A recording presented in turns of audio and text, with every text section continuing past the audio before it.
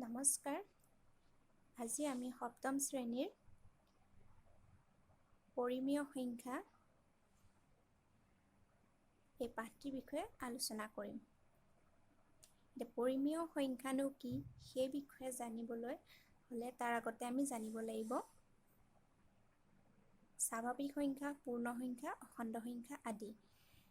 তোমালোকে ইতিমধ্যে স্বাভাৱিক সংখ্যা, পূৰ্ণ সংখ্যা আৰু অখণ্ড সংখ্যাৰ লগত চিনাকি হৈছা, তথাপিও মই এবাৰ আলোচনা কৰিছোঁ। স্বাভাৱিক সংখ্যা কোনবোৰক কয়? গণনা কৰিবৰ বাবে যিবোৰ সংখ্যা ব্যৱহাৰ কৰা হয় সেইবোৰ সংখ্যাক স্বাভাৱিক সংখ্যা বোলা হয়। যেনে 1, 2, 3, 4 আদি। তাৰমানে 1ৰ পৰা আৰম্ভ কৰি আমি সকলোবোৰ সংখ্যাকে স্বাভাৱিক সংখ্যা বুলি ক'ব পাৰোঁ। গতিকে আটাইতকৈ সৰু স্বাভাৱিক সংখ্যাটো কি বুলি ক'লে কি হ'ব? 1।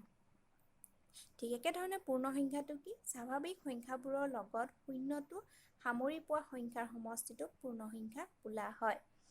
যেনে 1, 2, 3, 4 আদি।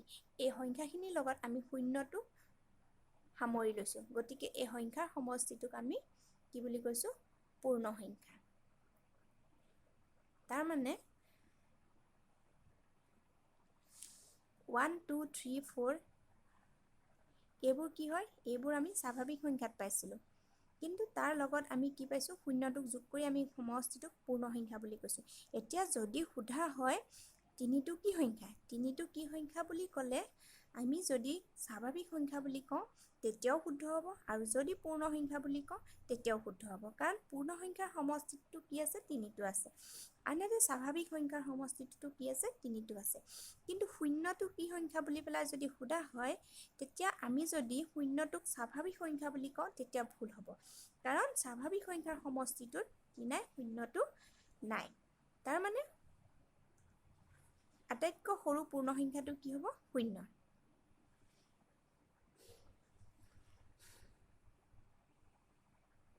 তাৰপিছত আহিল অখণ্ড সংখ্যা।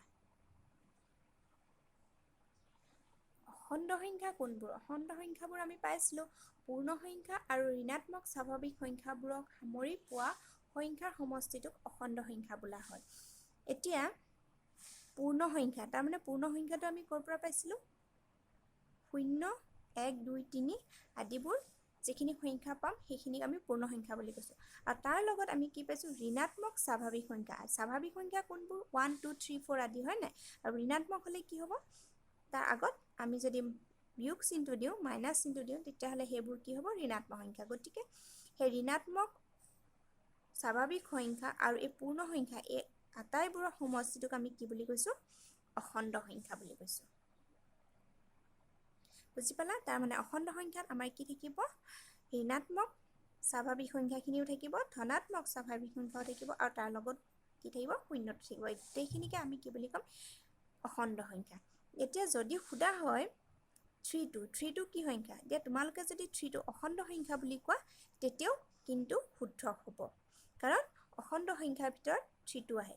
কিন্তু যদি সোধা হয় -3টো কি সংখ্যা? তেতিয়া -3টো আমি কি বুলি ক'ব লাগিব? অখণ্ড সংখ্যা বুলি ক'ব লাগিব। কাৰণ অখণ্ড সংখ্যাত ঋণাত্মক সংখ্যাবোৰ অখণ্ড সংখ্যাতহে পোৱা যায়।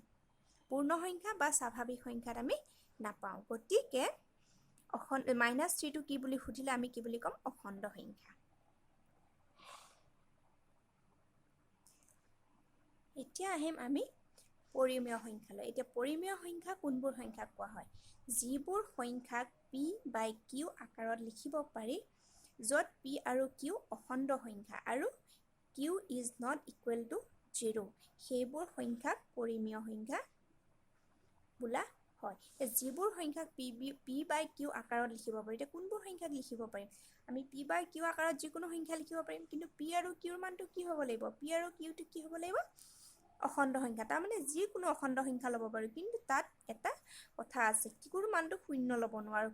qৰ মানটো 0ৰ বাহিৰে আমি qৰ মানটো যিকোনো অখণ্ড সংখ্যা ল'ব পাৰোঁ, আৰু pৰ মানটো যিকোনো অখণ্ড সংখ্যা ল'ব পাৰোঁ। এতিয়া অখণ্ড সংখ্যা কোনবোৰ? আমি পাইছোঁৱে ধনাত্মক আৰু ঋণাত্মক সকলোবোৰ সংখ্যাই শূন্য সামৰি সকলোবোৰ সংখ্যাই কি? অখণ্ড সংখ্যা। গতিকে আমি p/q তাৰমানে এই ভগ্নাংশৰ আকাৰত লিখিব লাগিব। ভগ্নাংশৰ আকাৰত লিখিলে কি হ'ব? -5/3 এটা লিখিছোঁ মই -5টো অখণ্ড সংখ্যা 3টো অখণ্ড সংখ্যা গতিকে এইটো এটা কি হ'ব পৰিমেয় সংখ্যা তোমালোকে চাব লাগিব কিউৰ মানটো তাৰমানে যিটো লব হ'ব তলত যিটো থাকিব সেইটোৰ মানটো কিন্তু কেতিয়াও শূন্য হ'ব নোৱাৰে এতিয়া চোৱা 9/7 সৰি 7/9 9/7 এনে 9/7টোক তোমালোকে যদি ভগ্নাংশ বুলি কোৱা তেতিয়াও শুদ্ধ হ'ব কাৰণ 9/7টো ভগ্নাংশ কিন্তু -5 মাইনাছ মানে 5/3 3/-5 এই সংখ্যাটোক কিন্তু আমি ভগ্নাংশ বুলি ক'ব নোৱাৰোঁ কাৰণ ভগ্নাংশবোৰ সদায় ধনাত্মক থাকে দুইটা সংখ্যাই হৰ আৰু লব দুইটাই কি থাকে ধনাত্মক থাকে তাৰ মানে স্বাভাৱিক সংখ্যাত থাকে বা পূৰ্ণ সংখ্যাত থাকে ওপৰতো পূৰ্ণ সংখ্যা থাকিব পাৰে কিন্তু তলৰ মানটো লবটো কেতিয়াও শূন্য হ'ব নোৱাৰে সেইটো কোৱা হৈছে গতিকে আমি এটা নতুন সংখ্যা পালো যিটো সংখ্যাক আমি কি বুলি কৈছো পৰিমেয় সংখ্যা তাৰ মানে ইয়াত আমি ধনাত্মক বা ঋণাত্মক যিকোনো সংখ্যাই পাব পাৰো